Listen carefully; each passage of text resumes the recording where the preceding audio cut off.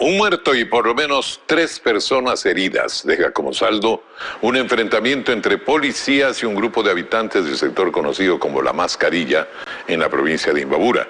Un uniformado es investigado por supuestamente disparar contra una persona y tras su deceso la turba incendió el destacamento policial. Todo esto inició con un choque entre 2 vehículos que fueron subidos a la wincha y posteriormente una de esas winchas fue sustraída.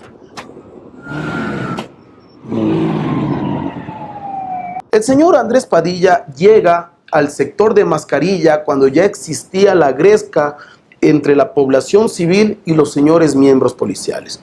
Por supuesto, él participa de la gresca. Por supuesto que sí, él participó de la gresca, pero no estaba armado. Él no sustrajo la wincha. Él no comprometió la vida de ningún oficial.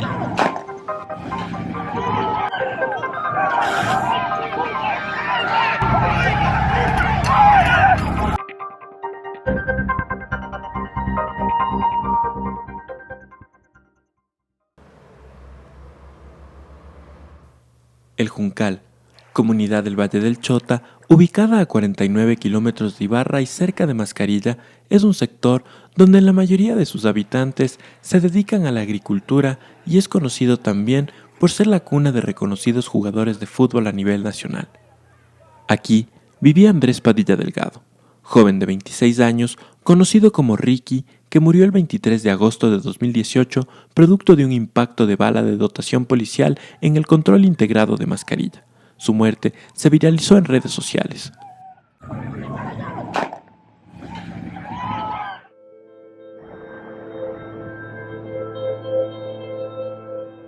Yo me llamo Jacqueline Delgado, soy la madre de Andrés Padilla. Mi hijo era una persona alegre, que no tenía problema con nadie. El propio nombre de él es Andrés Padilla, pero le digo Ricky, porque pensé ponerle Ricky Martín, como se llamaba otro hijo mío, el mayor. Y me dio un espanto cuando llegó el teléfono y timbró, me dice mi hermana, Jackie, vení. ¿Qué pasa? Le digo, ¿qué pasa? Vení, le han matado a Ricky. No, le digo, tonta, ¿cómo vas a decir eso? ¿Cómo vas a decir eso? No ha de ser así. Para mí era un espanto. Le digo, no ha de ser así. ¿Por qué le van a matar a mi mozo? ¿Por qué le van a matar a mi mozo si es mi hijo? Yo pensé que Ricky era eterno. Le digo, tonta, no digan así. Cuando yo regresando de Tulcán, yo fui a hacer negocio a Tulcán porque se lleva tomate. Y ahí regresando dejé botando toda la carga. Unas gentes de Tulcán me ayudaron a que ellas recibieron la carga, para ellas me han quedado entregando. Pero yo regresé, a la regresada no me querían hacer pasar unos policías en Bolívar, me ofendieron, me trataron bien mal. De ahí yo les dije, ignorantes, yo soy la mamá. Al llegar a Mascarilla, mi hijo le han llevado a Ibarra, al hospital. Ese día, que eso no se puede olvidar, 23 de agosto de 2018. Esa es una fecha de no poderme olvidar nunca. Dejó una hijita. Ricky era muy amiguero, muy entusiasmado en el fútbol y me indigna que la ley le pone, siendo entusiasmado como era responsable, le pone de delincuente. Cuando yo le conocí comencé a entrenarle de los 7 añitos, que usted sabe que todo el mundo es inquieto, era la verdad inquieto, pero bien aplicado en lo que tenía que hacer. Era una persona educada, el muchacho era cumplido. Nunca fallaba el entrenamiento, le encantaba mucho. Era una persona que decía que algún día quería salir y ser uno de los grandes jugadores del país. Pero como la verdad, como usted sabe, el fútbol no es para quien dice, sino que hay una suerte para cada persona. Entonces la verdad era una persona dedicada, una persona cumplida y siempre estaba acá Y ya años tras años fue aprendiendo día más hasta que llegó a algunos equipos de segunda y propiamente llegó hasta el Mushuruna, que fue de primera. Hacer algo en la vida como todos, yo pienso eso. Si no llegas a ser futbolista, ¿qué quisieras hacer? Ser policía. Pero Andrés no pudo cumplir su sueño.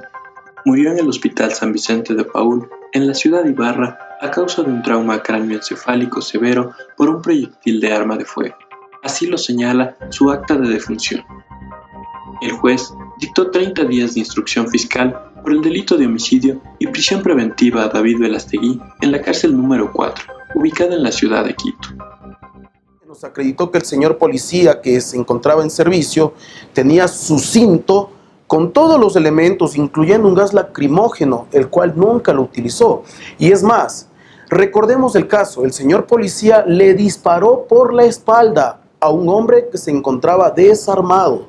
Le disparó por la espalda a una distancia aproximada de 5 metros.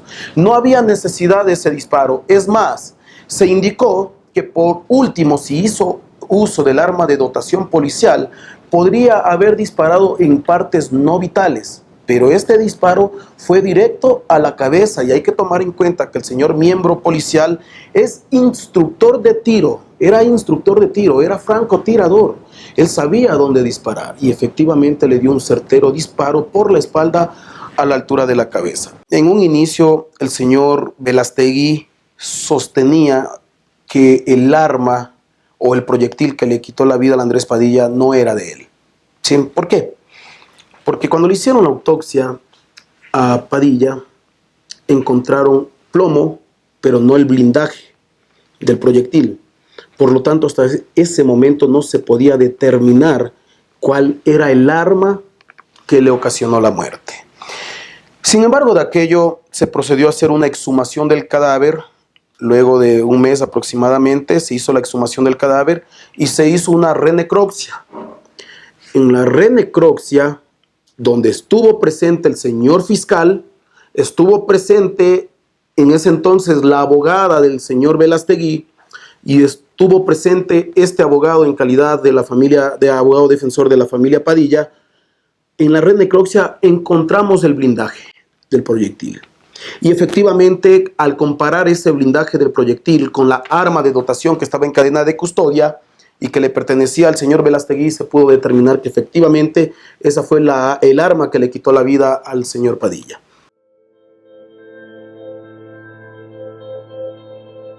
La familia Padilla Delgado asegura que la muerte de Andrés es una ejecución extrajudicial porque fue efectuado por un policía en estado activo que no cumplió con el uso progresivo de la fuerza.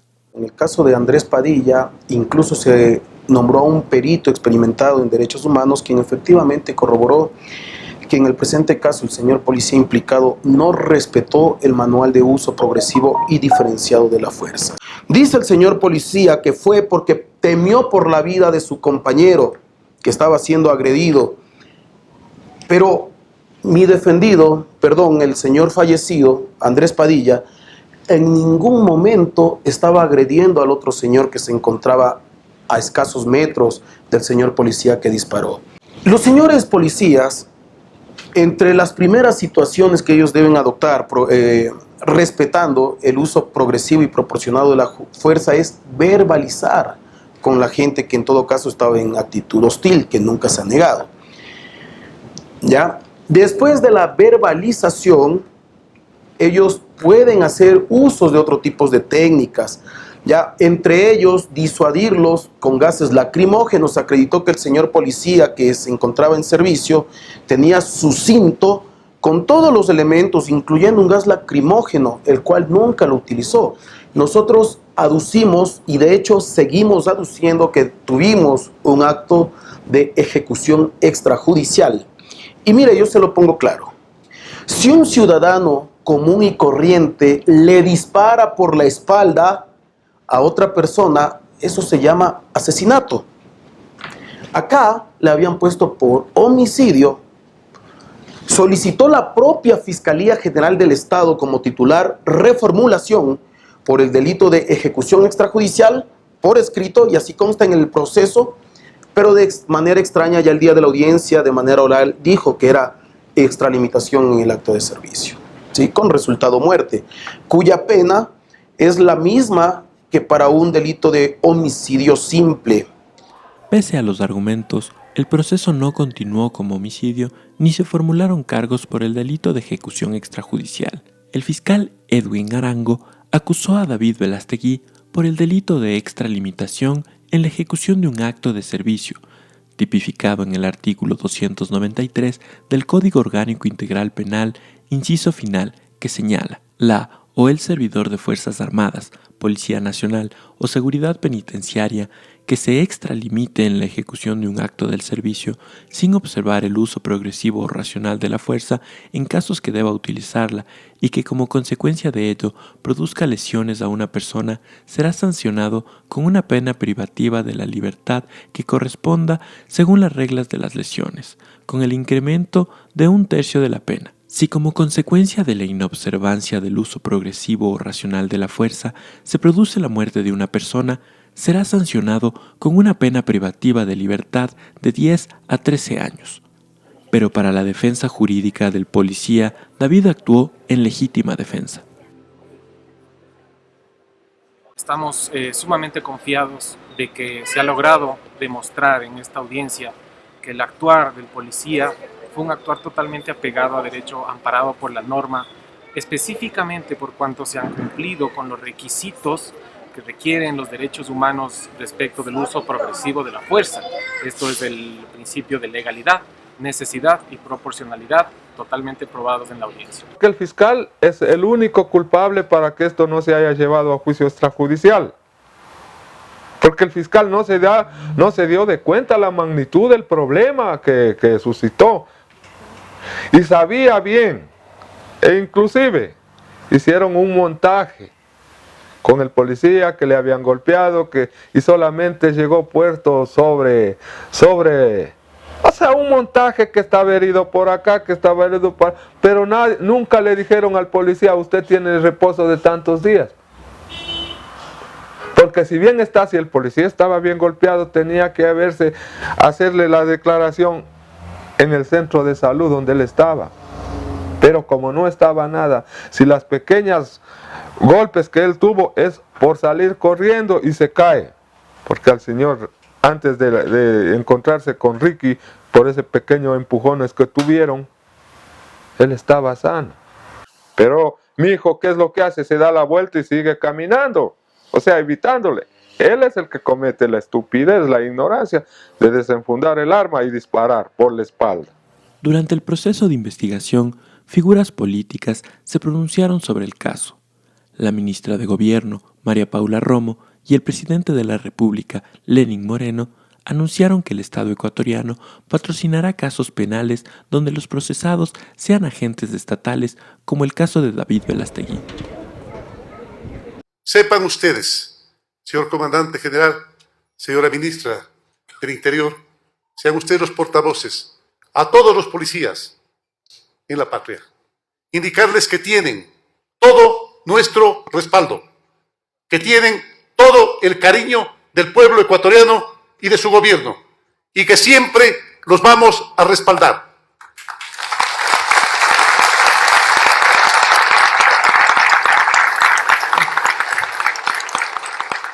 Siempre vamos a respaldar cuando su accionar esté ajustado a las normas, a las leyes y a la discrecionalidad que ellas permiten. Así como lo estamos haciendo. Por dar un ejemplo, en el caso de Mascarilla. Nos hemos encargado de la Procuraduría Jurídica del señor policía. Y no permitiremos, bajo ninguna circunstancia, que la venganza se imponga sobre la justicia. Según María Paula Romo, la muerte de Andrés Padilla se dio en un contexto vinculado a la minería ilegal. Cuando este automóvil se pone sobre la grúa le ayuda a huir a la camioneta que estaba cargada de material minero. La grúa empieza y se dirige hacia la zona del control de Mascarilla, y en esta zona lo que hacen es todo un operativo para evadir el control de Mascarilla. La camioneta venía de Buenos Aires. Cuando ocurrió este hecho, se lo estaba tildando al señor Padilla, que fue la persona que lastimosamente perdió la vida en este incidente, de que se estaban robando una wincha, ¿sí? Cuando el señor Padilla jamás tuvo participación en ese evento. Se decía que era un grupo que estaba impidiendo que se realicen las labores policiales porque estaban traficando con la minería. Que si hubiese sido por minería, allá mismo los del GOE tenían que haberles cogido preso porque no habían muchos, estaban 5 o 4 afrodescendientes. Si la camioneta del accidente estuvo con minería, tenía que haberle cogido los del GOE. Fue un simple accidente de tránsito que nada tuvo que ver. Inclusive pueden sacarle al señor de la grúa, que según ellos dijeron que mi hijo le había venido robando, que le había quitado. ¿Cómo mi hijo iba a traer contrabando de Ibarra? ¿Para dónde? ¿Al Juncal a qué? ¿Cómo mi hijo iba a traer el oro de Ibarra para acá al Juncal a qué?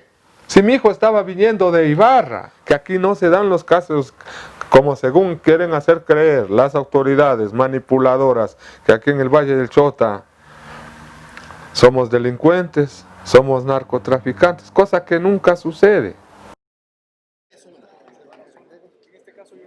El 10 de junio de 2019, el Tribunal de Garantías Penales de Imbabura, presidido por la jueza María Dolores Echeverría, arrancó la audiencia de juzgamiento contra David Velastegui por el delito de extralimitación en la ejecución de un acto de servicio. La audiencia se instaló en la Corte Provincial de Imbabura con la custodia de 420 policías que cercaron la unidad judicial y dejó restringidos los 2 accesos a la entidad. Incluso impidieron de forma temporal el ingreso a la familia Padilla.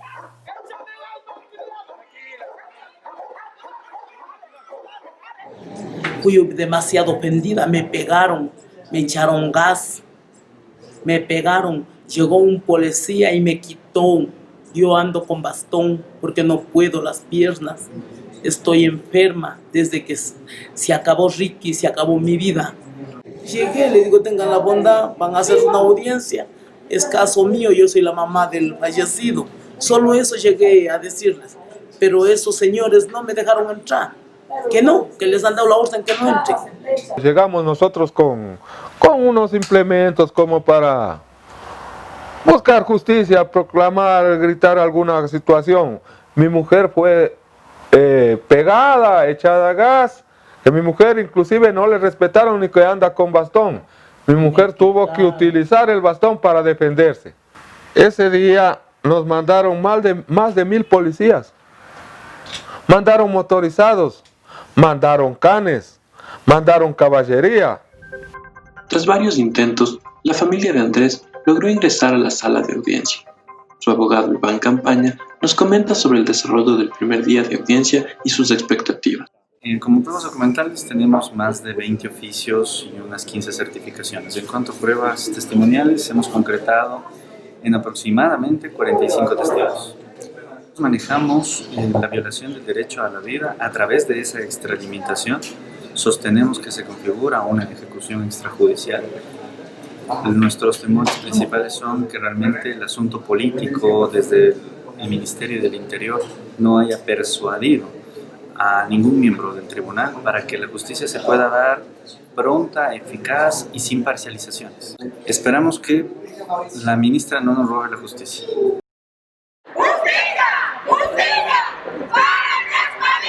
En la audiencia se presentó cerca de 45 testigos y 20 pruebas documentales que incluyeron los peritajes técnicos. Uno de los peritos llamados fue Diego Peñafiel, experto en derechos humanos y encargado del peritaje del uso progresivo de la fuerza, punto clave para conocer si hubo o no responsabilidad del agente estatal. La fuerza como tal es la concreción, ¿no es cierto?, de la fuerza o del poder físico de un funcionario encargado de hacer cumplir la ley a una persona para que haga o deje de hacer algo. Esta potestad de usar la fuerza no es discrecional, por tanto tiene que ser regulada por los propios estados y a nivel internacional ha sido también regulada tanto por instrumentos internacionales como por sentencias del sistema universal y del sistema interamericano de derechos humanos. Existen a nivel internacional dos instrumentos que son los más utilizados cuando se discute sobre el uso de la fuerza. El uno, los principios básicos del empleo de las armas de fuego, ¿no es cierto?, que fue dictado por Naciones Unidas en la década del 90, en los años 90, y el otro, el Código de Conducta de la Asamblea igual de Naciones Unidas del año 79. Esos son como los dos instrumentos más importantes, seguidos de las sentencias de la Corte Interamericana que igual dan muchas directrices y muchas pautas al respecto. A nivel nacional, en el 2014 se emitió un reglamento de uso proporcional de la fuerza que es de cumplimiento obligatorio para la Policía Nacional. Entonces, estos son los instrumentos que tienen que aplicarse en el Ecuador para analizar el uso progresivo de la fuerza. Ahora, ¿cómo se plantea esta utilización o este análisis que tiene que hacerse del uso de la fuerza? Principalmente a través de tres principios. El principio de legalidad, el principio de necesidad y el principio de proporcionalidad. El principio de legalidad se cumple cuando se empieza a analizar el caso Mascarilla. Cuando se analiza el principio de necesidad, empiezan a existir ya los primeros conflictos, digamos, con el cumplimiento de este principio. En primer lugar, hay que decir que cuando se llega al control de Mascarilla, ¿no es cierto?, porque lo que sucede es que la wincha que llega a llevarse a los vehículos detenidos es tomada por uno de los ciudadanos que se encuentran en el lugar y empieza a huir de este espacio. Ante eso, el GOE hace una persecución hasta el control de Mascarilla, y en este lugar, de acuerdo a los videos del ECU 911, de acuerdo a los videos de varios ciudadanos que filmaron esto y que fueron proporcionados, por ejemplo en mi caso, para analizar y hacer el peritaje, se evidencia que hubo una agresión a los miembros de la policía. De acuerdo a la documentación que existe en el expediente fiscal, la policía contaba con gas pimienta, ¿no es cierto?, en sus cinturones, y también contaba con True Flight, es decir, esta arma que dispara bombas lacrimógenas, y contaban con ese material. Entonces, ahí, por ejemplo, no se evidencia que se intentó utilizar armas no letales antes de hacer uso de un arma de fuego. Entonces empiezan a mirarse las primeras o los primeros incumplimientos, por así decirlo, del principio de necesidad. Y finalmente, el principio de proporcionalidad, que lo que plantea es que se reduzcan los daños en la mayor medida posible, tampoco se verifica, tampoco se cumple. Considerando que este policía era francotirador, es decir, era experto en tiro, estaba capacitado plenamente en tiro, el disparo se da en la cabeza, no se da a otra parte del cuerpo, y por tanto no se puede verificar la proporcionalidad en el uso de la fuerza letal. Entonces, los principios de necesidad y proporcionalidad no se cumplen en este caso. Pero el incumplimiento de estos dos principios no alcanza para que la muerte de Andrés Padilla sea una ejecución extrajudicial, precisa el perito. Desde mi perspectiva, no se reúnen todos los requisitos para hablar de una ejecución extrajudicial, pero sí para hablar de una extralimitación en el cumplimiento de sus funciones, porque, como digo, la policía estaba cumpliendo con una obligación que tenía en ese momento, y era frenar actos delincuenciales que en efecto ocurrieron, como el secuestro de la wincha. Debía a la policía frenar las agresiones que hubo a miembros de la Policía Nacional. Es decir, estaban cumpliendo funciones en ese momento. Lo que no se observó son los principios que regulan el uso de la fuerza. De acuerdo al peritaje de trayectoria balística, ¿no es cierto?, Andrés Padilla recibe un impacto de proyectil de arma de fuego cuando estaba de espaldas a su tirador. Entonces, esto ya complejiza la situación, porque la agresión no es real e inminente conforme se establece en los principios de Naciones Unidas y en las sentencias de la Corte Interamericana. Es decir, cuando la policía estaba recibiendo agresiones debía utilizar armas no letales y finalmente armas letales en caso de ser necesario. Aquí no se usan armas no letales, y posteriormente, cuando el policía hace el disparo, no hay una agresión inminente, no hay una agresión en ese momento que obligue a utilizar un arma de fuego. Luego de varios días de audiencia, el 19 de junio de 2019, el Tribunal de Garantías Penales de Imbabura, presidido por la jueza María Dolores Echeverría, emitió su sentencia en contra del policía David Velastegui, donde señala que, en la presente causa, no se ha probado que la conducta típica realizada por el procesado David Eduardo Velastegui Carrera se encuentre justificada por el estado de necesidad o legítima defensa. Por ello, el tribunal, con un voto salvado, dijo que se demostró la culpabilidad y responsabilidad de David Velastegui, por lo cual lo condenó a 3 años y 4 meses de prisión por el delito de extralimitación en la ejecución de un acto de servicio. Aunque el artículo 293, inciso final del COIP, establece una pena de 10 a 13 años de prisión por este delito. El tribunal argumentó que el acusado se le redujo la pena porque no huyó y colaboró con las investigaciones.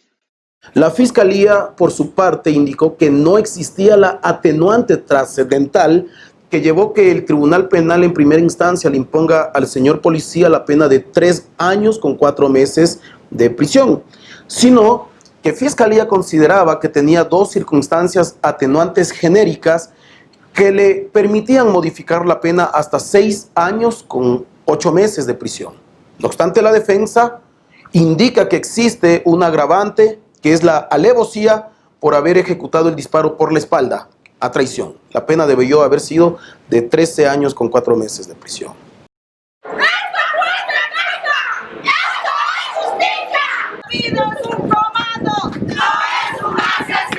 El dictamen del tribunal generó rechazo tanto en la familia de David Velastegui como en la familia de Andrés Padilla.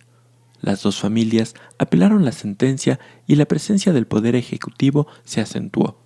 Como fue la presión mediática, vía los comentarios y las declaraciones del propio señor presidente de la República y de la señora ministra del Interior, todo esto hizo de una u otra forma que los señores jueces, al momento de resolver la causa, tenga especial consideración para el señor oficial, para el señor miembro de la policía. Tanto es así que en primera instancia dicen que la atenuante que le ayuda a él a bajar la pena, atenuante trascendental, es haber entregado el arma de dotación que le dio el Estado, cuando es obligación de él entregar todos los implementos que le da el Estado ecuatoriano. En este caso, los comentarios del señor presidente de la República, de la propia ministra del Interior, donde decían el apoyo a todos nuestros policías cuando actúen en el ejercicio de su deber, combatiendo la delincuencia, etcétera. David, el señor Padilla no era un delincuente, que quede claro en ese punto. ¿Cuál es el papel que corresponde a la policía y como sociedad cuál es el mensaje que queremos enviarle a esta institución indispensable para la existencia del Estado y para la convivencia de los ciudadanos? Que estamos todos claros en que no solamente están facultados a usar la fuerza, sino que tienen la obligación de hacerlo. Por supuesto, en el marco de la ley y siguiendo los procedimientos que existen para cada caso. Tiene nuestro respaldo para hacer su trabajo, para ratificarnos en lo que hemos dicho en los últimos días. Su actuación para luchar contra el delito y para proteger la vida de los ciudadanos tendrá el respaldo irrestricto del Gobierno Nacional. Es realmente preocupante el mensaje que se puede estar dando desde el Ejecutivo en este momento, porque podría derivarse en un uso indiscriminado de la fuerza, ¿no? Si es que el mensaje es utilizar las armas, pero no se matiza, ¿no es cierto? Y más aún, no se capacita a la policía para que esa utilización de la fuerza sea progresiva, sea proporcional, hay un riesgo, ¿no es cierto?, de que más adelante no exista esta línea delgada, ¿no es cierto?, que limita al Estado a utilizar la fuerza. 5 meses después de la resolución de primera instancia que declaró culpable a David Velastegui, el 11 de diciembre de 2019, la ministra de Gobierno, María Paula Romo, anunció una posible nulidad en el caso Mascarilla. 15 días después, el 26 de diciembre, se instaló la audiencia de apelación en segunda instancia. El Tribunal de la Corte Provincial de Justicia de Imbabura, presidido por José Coral, revocó el dictamen de primera instancia y ratificó la inocencia de David. Ordenó su liberación. El argumento fue que si bien se puede determinar que el policía responsable de estos actos no es posible determinar su culpabilidad, ya que su actuación se enmarcó en las figuras de estado de necesidad y legítima defensa establecidos en los artículos 32 y 33 del Código Orgánico Integral Penal. Este caso, que vuelvo y repito, dispararon por la espalda a una distancia considerable a personas desarmadas. Esto de aquí no era el cumplimiento de un acto de servicio. Eso es una ejecución extrajudicial y por tal motivo nosotros, la acusación particular, hemos presentado el recurso de casación, pero como una formalidad para agotar toda la vía jurídica interna y llevar este caso posteriormente a la Comisión Interamericana de Derechos Humanos. Ahora el caso se encuentra en la Corte Nacional de Justicia en Quito en la fase de casación, pero aún se mantienen vigentes varias interrogantes. Tras las dos sentencias de primera y segunda instancia, la muerte de Andrés Padilla es o no una ejecución extrajudicial. ¿Se cumplió o no con el uso progresivo de la fuerza? ¿Incidió la injerencia del Ejecutivo en las dos sentencias?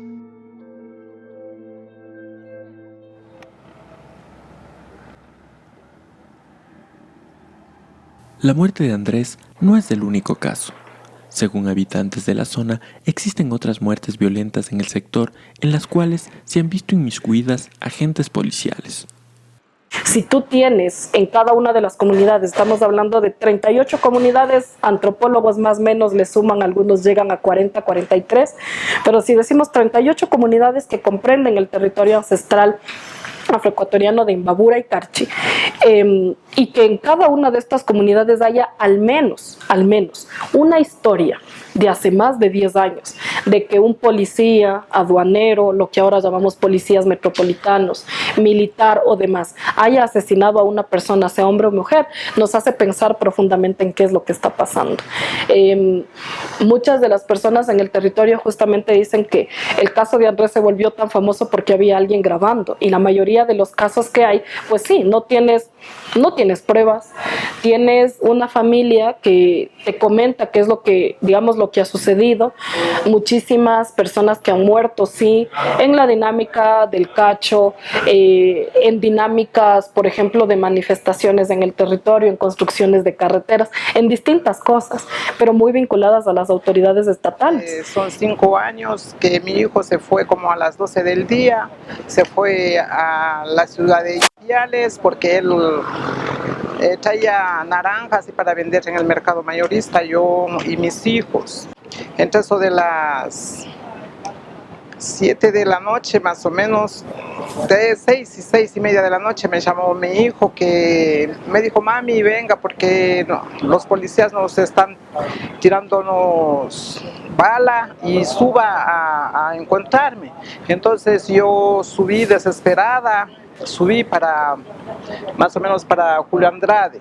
Entonces yo cuando ya llegué, toditos salieron, los compañeros salieron, pero mi hijo no salió. Entonces yo decía: ¿qué es lo que pasa? Porque solamente él. Entonces ahí unos policías me dijeron que no me preocupara porque mi hijo que se ha corrido a un monte y que ya mismo sale. Nos encontrábamos desesperados porque no sabíamos nada. De allá de Julio Andrade, de vuelta venimos para acá a la casa, desesperados yo y mis hijos.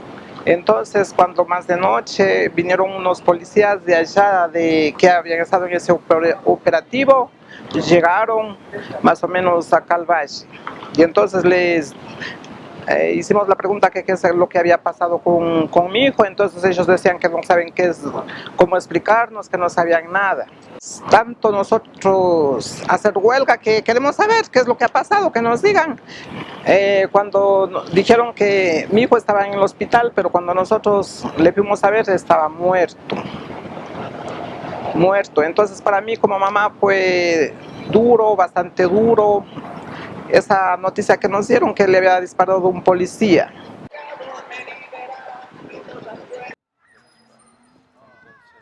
O sea, iban a comprar tabaco, zapatos, de todo lo que hay de traer acá al Ecuador. Y todavía verá que mi hijo no era el que traía esas cosas, él acompañaba a la hermana, a mi hija. Él se había estado corriendo hasta la de entrada por donde había estado yéndose. Nos indicaron. Entonces ya ahí le habían seguido, como le digo, 4. Entonces él, como era bien fuerte, él se había parado y les había seguido dando golpe. Entonces les sacaba a esos 4, les había dejado al suelo y viendo cómo les tumba a esos. Habían ido toditos con las cachas de los fusiles, con los toletes, y eso le habían acabado. Como le digo, más de 30, porque ahí habían sido bastantes policías que habían estado. A mi hijo le habían dejado botando por una iglesia. Entonces de ahí le habían recogido y le habían llevado vuelta a un hospital viejo. Entonces en el hospital viejo le habían estado ahí luchando para que se pierdan todas las heridas. Y todavía nosotros reclamábamos del muerto y nadie nos daba noticias, nosotros buscábamos el muerto. Y los policías no daban razón, que no hay. Nosotros decíamos, ¿que dónde está mi hijo? Ahora sus hijos sufren. Si nosotros no hubiéramos, que fuera de sus pobres hijos. Nosotros tenemos que darles hasta para que salgan al estudio. Yo salí afuera a ver algo para llevarle a él y me tomaron con una mala sorpresa que él ha fallecido. Yo me quedé de 6 meses embarazada. Los que le asesinaron fueron los de la policía. O sea que ellos eran por un alojamiento que hicieron, porque los negros de aquí, como nos dicen negros, ellos querían posicionarse de esa tierra, porque aquí en Carpuela no tenían a dónde. Había jóvenes que no tenían a dónde trabajar. Entonces ellos formaron esa cooperativa y fueron a ver si así podían salir en adelante, pero no fue así como ellos querían. Porque el río se llevó todas las tierras y de eso había mucha juventud que no sabían qué hacerse. En ese tiempo no había mucho trabajo. Por eso ellos fueron y pasó ese caso. El caso Mardoqueo León es investigado por el delito de ejecución extrajudicial por la Dirección de Derechos Humanos y Participación Ciudadana de la Fiscalía General del Estado, que investiga al momento 71 casos de ejecuciones extrajudiciales ocurridas entre enero de 2015 y mayo de 2019 a nivel nacional. Para Kimberly, del colectivo Afro-Ecuadorian Youth Collective, las muertes violentas en el Valle del Chota responden a la situación económica que se vive en la zona, a los discursos de discriminación y a la violencia policial. Estamos hablando de un territorio que está cercano a la frontera, un territorio que está poblado en su mayoría de personas afrodescendientes y que está visto como todo el rezago de la economía ecuatoriana está vinculada con este territorio. Los discursos que se han construido históricamente, porque no es algo que pase hoy, sino históricamente, sobre las personas afrodescendientes, golpean muchísimo en la realidad del territorio ancestral, porque las dinámicas económicas no se entienden como contextualizadas de lo que pasa en este lugar y hay toda una creación de estereotipos, no diría solo creación, sino un reforzar de los estereotipos raciales a partir de la gente del territorio, y esto hace que, por ejemplo, la institución policial tenga una presencia distinta en la dinámica del territorio del Valle del Chota con lo que pasa en otros lugares, sea Quito, Guayaquil y demás. El acercamiento y la idea de la autoridad es completamente distinta y al mismo tiempo es sumamente violenta. La diferencia es justo la lógica de la ley, ¿no? Si pensamos, por ejemplo, en la ciudad de Quito, la presencia de las autoridades, y en el caso, por ejemplo, de policías, militares o demás, es una presencia disuasiva.